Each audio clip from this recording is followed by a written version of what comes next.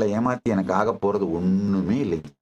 உண்மையில சொல்லணும்னா, இத்தனை பேர் இத்தனை தாக்குதல்கள் நடத்தி இதையெல்லாம் செய்தும் நான் என்னை காப்பாத்திட்டு வாழறதுக்கான ஒரே காரணம் இந்த சத்தியங்களை எல்லாம் உங்களுக்கு சொல்ல வேண்டும்ங்கிறதுக்காக தாங்கய்யா. அதற்காக நான் செய்கின்ற தியாகம்தான் இதை அனைத்தையும் எதிர்கொண்டு கொண்டு இன்னமும் இருப்பதன் காரணம். இல்லைன்னா கிளம்பி திரும்ப மகா கைலாசம் நான் எங்க இருந்து வந்தனோ அங்கேயே போறதுக்கு எனக்கு பெரிய வேலையே இல்லைங்கய்யா. இந்த சிம்மாசனத்திலிருந்து இறங்குவது எவ்வளவு எளிதோ அதை விட இந்த உடலிலிருந்து இறங்கி நான் என் இருப்புக்கு செல்வது எனக்கு எளிதுங்கய்யா. ஏன்னா அந்த இருப்புலேயே தான் இருக்கிறேன். என் பரம இருப்பு தன்மையில் தான் எப்பொழுதும் நான் நிலை கொண்டிருக்கின்றேன். அதற்கு மீண்டும் திரும்புவது எனக்கு பெரிய வேலையே இல்லைங்கய்யா.